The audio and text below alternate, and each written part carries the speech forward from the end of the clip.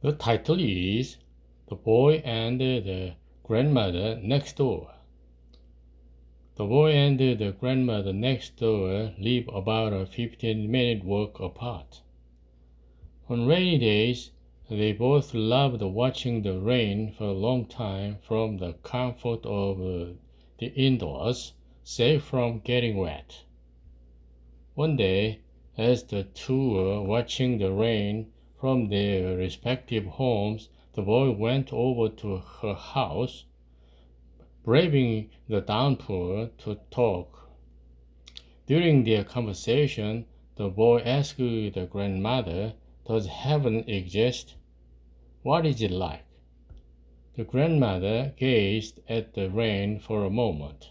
Then, stirred by memories of the past, she began to speak.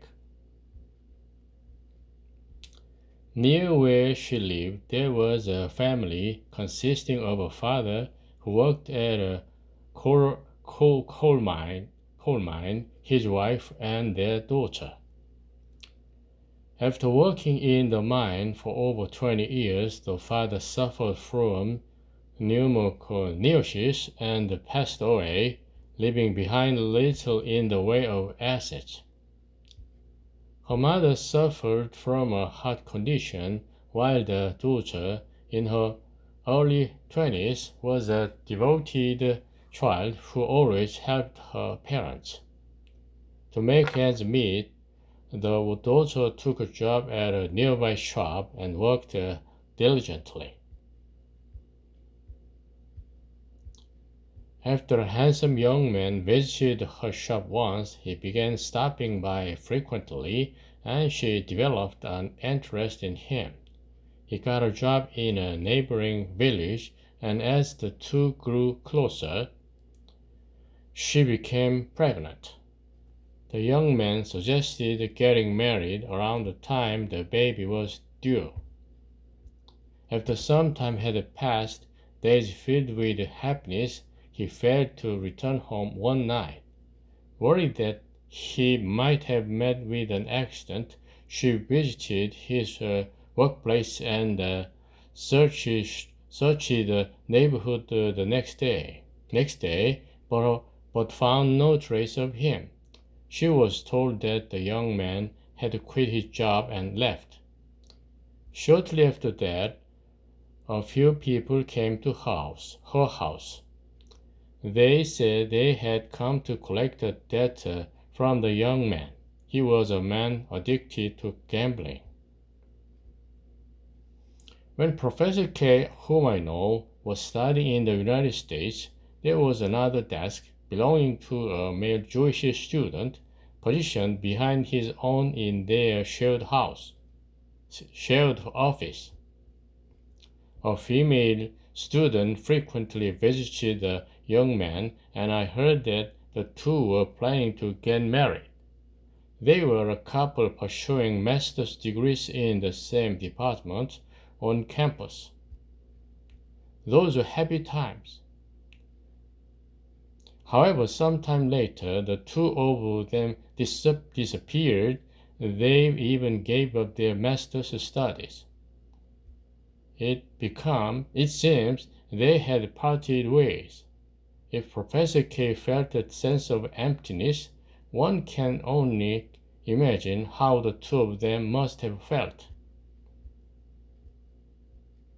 To return to the story, the miner's daughter must have been deeply disappointed when the young man left. Not long after, she suffered severe abdominal pain. The doctor said the baby's heart was stopped beating. Having thus lost both the young man and the baby, she lost her reason for living. Not long after, the daughter collapsed, and her mother, who suffered from a heart condition, managed with great difficulty to get her to the hospital. The daughter remained unconscious. Her mother prayed. On the fourth day, the daughter regained consciousness and woke up looking fully recovered, filling her mother with gratitude. It was a Sunday. The mother and the daughter attended the church service.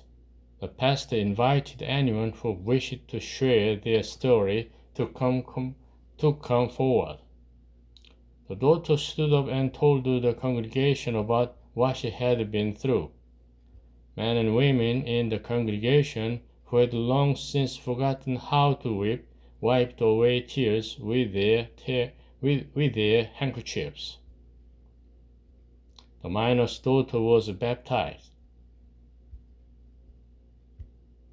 Later, her mother asked her, "How did you wake up after losing hope and lying unconscious for 4 days?" While she lay unconscious in the hospital bed, she had met a young man in a place that felt like heaven. He had offered her gentle comfort. Her mother asked, "Was that young man?" She replied that it was the baby she had lost, who had appeared as a fully grown young man to comfort her and help her overcome her despair. Finally, John 11:25-26. Jesus said unto her, "I am the resurrection and the life. He that believeth in me, though he were dead, yet shall he live. And whosoever liveth and believeth in me shall never die." In Japanese. In Chinese.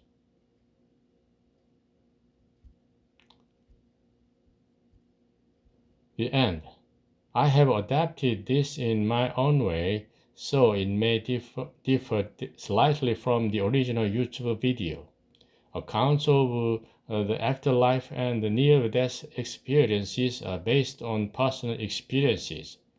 They are not matter of doctrine, but are provided for reference. Reference to video: The Mystery of Lydia, Sun Cipher. Thank you.